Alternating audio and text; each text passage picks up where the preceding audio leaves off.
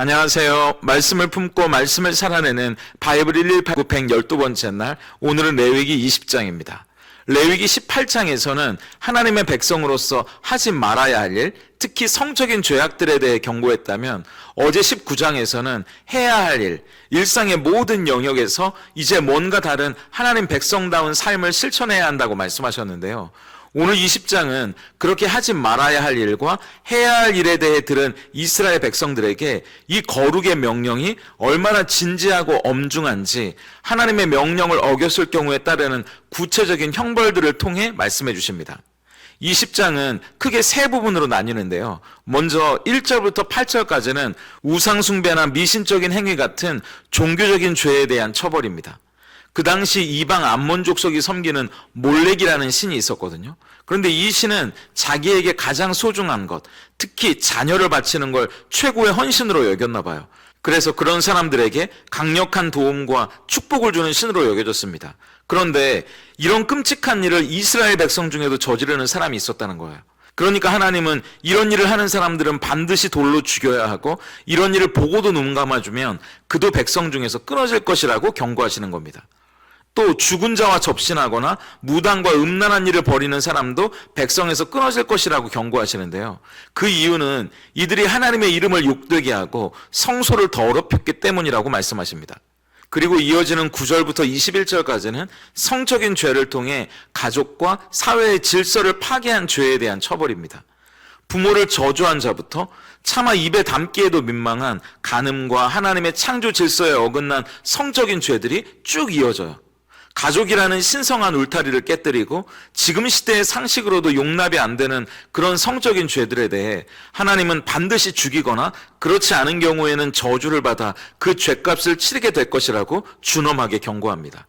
그리고 22절부터 26절까지는 구별된 삶에 대한 촉구와 그 결과가 이어지는데요. 20장에 하나님이 하지 말라고 하신 이 죄의 목록들은 사실 가나안의 이방 족속들이 행하던 풍습이었습니다. 그 결과로 그 땅이 그들을 토해내게 됐다고 말씀하시면서 이스라엘 백성들은 그렇게 되지 말아야 한다고 말씀하세요. 그러기 위해 이스라엘 백성들은 정결해야 하는 거고, 그 이유는 이스라엘 백성의 하나님이 거룩하시고 그 하나님이 세상 모든 민족 가운데 특별하게 이 이스라엘 백성을 자기 백성으로 구별했기 때문이라고. 그래서 그에 맞는 구별된 삶, 거룩한 삶을 살아가야 한다는 확인으로 이 20장이 마무리됩니다. 사실 오늘 20장을 읽다 보면 계속 반복되는 말씀이 있거든요.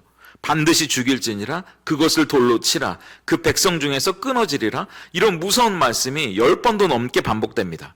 좋은 이야기도 계속 들으면 지겨운 법인데, 무섭고 겁이 나는 이야기를 한두 번도 아니고 10번이 넘게 반복하시는 이유가 뭘까요?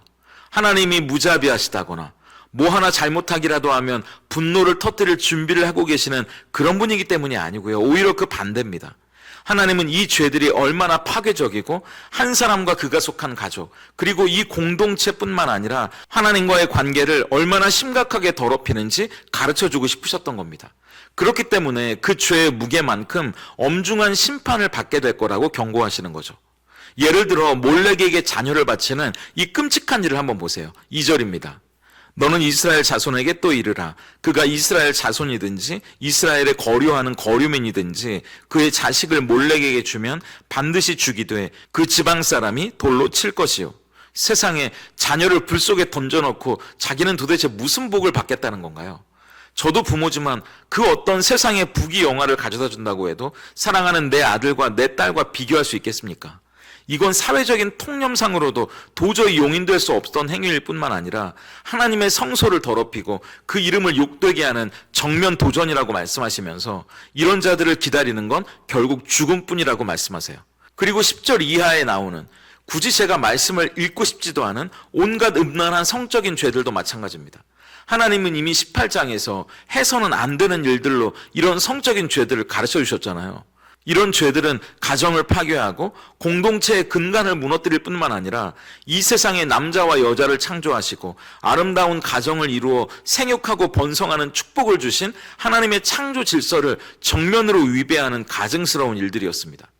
하나님은 하나님의 백성이 이런 죄에 빠져 스스로 파멸하는 것을 당연히 원치 않으셨겠죠. 자녀를 키워보신 분들은 그 자녀를 키우면서 누구나 아찔하고 위험한 순간들을 지나오셨을 텐데요. 저희도 아이가 잘 걷지 못하던 아기였을 때 외식을 하러 나간 적이 있거든요. 제가 그 아기를 안고 엘리베이터에 탔는데 이 아이가 손을 휘젓다가 엘리베이터 문에 아이 손이 딸려 들어간 적이 있습니다.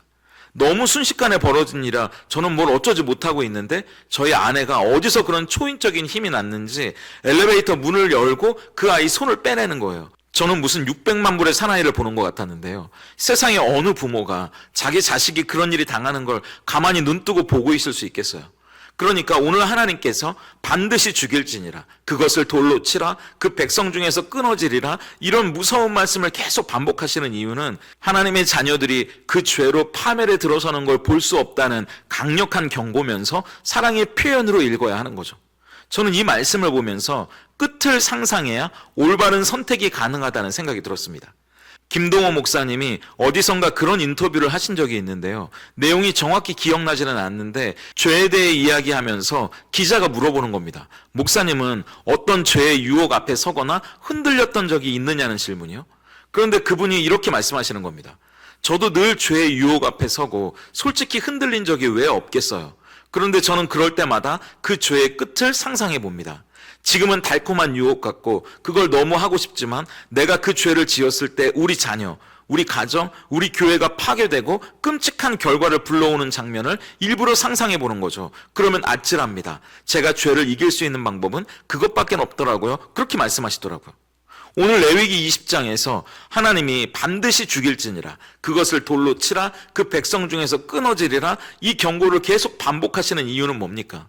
부모가 자녀에게 너무 화가 나서 너 그럴 거면 이 집에서 나가, 그렇게 말한다고 진짜 짐을 싸서 나가는 건 오히려 더 큰 불효자 아니겠어요? 부모로서 안타까워하는 그 일을 하지 말라는 이야기지 그게 집을 나가라는 말은 아니잖아요. 하나님이 우리에게 이런 무서운 경고를 던지시는 이유는 끝을 상상해 보라는 이야기입니다. 지난 18장에서도 그렇고 오늘 20장에서도 쭉 나열해 가시는 이 죄의 목록들이 결국에는 어떻게 끝나는지를 보라고 말씀하시는 거죠. 10절을 보세요. 누구든지 남의 아내와 간음하는 자, 곧 그의 이웃의 아내와 간음하는 자는 그 간부와 음부를 반드시 죽일지니라. 성적인 유혹은 달콤하게 다가오고 지금 당장 우리에게 커다란 즐거움을 가져다 줄 것처럼 보이지만 결국 그 끝은 죽음이라고 말씀하시잖아요. 하나님은 죄의 삭시, 사망이라고 말씀하시면서 결국 우리에게 다가오는 죄의 달콤한 유혹은 진짜가 아니라 사기일 뿐이라고 말씀하십니다. 아무리 큰 돈을 보장하고 그 수익이 안정적일 거라고 거짓말해도 사기꾼의 말을 듣고 전 재산을 갖다 바치는 일을 하는 사람은 없죠. 상대가 사기꾼이라는 걸 모르면 몰라도 알면서 그런 일을 할 수는 없는 거니까요. 끝을 상상한다는 건, 그리고 하나님이 그 끝을 보여주신다는 건 우리에게 찾아오는 모든 죄와 유혹이 결국 우리에게 가져다 줄 수 있는 건 죽음과 파멸일 뿐이라는 현실을 일깨워주고 계시는 겁니다. 존 파이퍼 목사님이 야고보서를 설교하면서 이런 이야기를 하시더라고요. 한번 들어보세요. 죄는 정적인 것이 아닙니다. 그것은 씨앗입니다. 그것은 목표를 가지고 있습니다. 그것은 자라고 있습니다. 그것은 어딘가로 가고 있습니다. 그리고 그것이 가는 곳은 죽음입니다. 만약 우리가 죄의 시작에서 그 끝을 볼 수만 있다면 우리는 첫걸음을 내디딜 가능성이 훨씬 줄어들 것입니다. 죄는 가만히 있는 게 아니랍니다. 움직이고 있어요. 그런데 어디를 향해 움직이냐 하면 목표를 가지고 우리를 파멸로 이끈답니다. 그렇기 때문에 시작부터 그 끝을 볼 수 있다면, 상상할 수 있다면 아예 우리는 그 죄를 향한 첫걸음부터 내딛지 않을 수 있다는 거죠. 끝을 상상하면 올바른 선택을 할 수 있는 겁니다.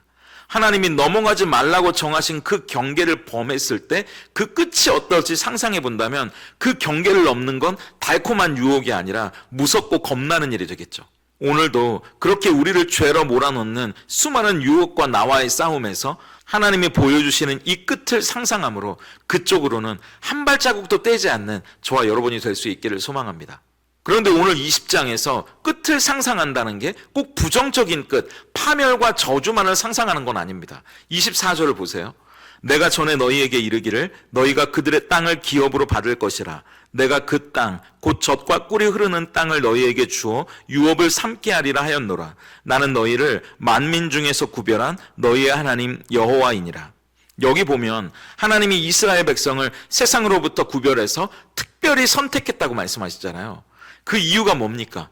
세상의 죄악된 방식으로부터 벗어나 하나님의 백성으로 새로운 삶을 살아갈 수 있는 특권을 주셨다는 말이잖아요. 그래서 22절도 보세요. 너희는 나의 모든 규례와 법도를 지켜 행하라. 그리하여야 내가 너희를 인도하여 거주하게 하는 땅이 너희를 토해내지 아니하리라. 가나안 족속은 하나님이 하지 말라고 했던 그 일들, 그 죄 때문에 결국 그 땅에서 토해냄을 당했지만 이스라엘 백성들은 하나님의 규례와 법도 그 말씀을 따라 살아간다면 그 땅에서 안전하게 살아가게 될 거다. 그리고 복을 누리게 될 거라고 말씀하시거든요. 그러니까 우리의 상상력은 부정적인 끝만이 아니라 긍정적인 끝, 해피엔딩도 상상할 수 있는 힘입니다. 죄의 끝은 파멸과 저주뿐이지만 순종의 끝은 적과 꿀이 흐르는 땅을 유업으로 받게 되는 거니까요. 예전에 제가 어떤 다큐멘터리에서 특수부대 요원들의 이야기를 본 적이 있거든요. 우리가 보면 몇 날 며칠을 잠도 못 자고 보통 사람들은 먹기 힘든 음식을 먹으면서 특별한 훈련을 받는데요. 그 사람들은 스스로 자부심을 갖습니다. 나는 특별하게 선택받은 사람이고 다른 사람은 할 수 없는 특별한 임무를 수행하고 있다는 자부심이 그들의 마음을 가득 채우고 있는 거예요. 우리도 마찬가지 아닌가요? 하나님께서 우리를 특별하게 구별하여 선택받은 자녀로 부르셨다는 건 특수부대로 부름받은 것과는 비교도 할 수 없는 특권이니까요. 그럼 우리도 아무나 할 수 없는, 우리만 할 수 있는 특별한 임무를 수행하는 겁니다. 세상과 다른 방식으로 시간을 사용하는 거예요. 세상과 다른 방식으로 돈을 사용하고요. 다른 모습으로 관계를 맺고 다른 방식에서 즐거움을 찾습니다. 하나님의 자녀로 부름받은 우리만이 할 수 있는 특수 임무, 오히려 그게 세상이 줄 수 없는 참된 평안과 기쁨, 영원한 행복을 추구하는 복된 삶의 방식이라는 걸 우리는 알고 있기 때문이죠. 그게 우리의 자부심이 되는 거예요. 그리고 그 끝에는 하나님이 약속하신 영원한 기쁨과 소망이 우리를 기다리고 있다는 걸 상상할 수 있기 때문입니다. 그럼 우리는 하나님의 규례와 법도 그 말씀을 따라 살 수 있는 거죠. 그 무엇과 비교할 수 없는 최고의 것이 우리를 기다리고 있으니까요. 그걸 상상할 수 있다면 엉뚱한 선택이 아니라 제대로 된 선택을 할 수 있습니다.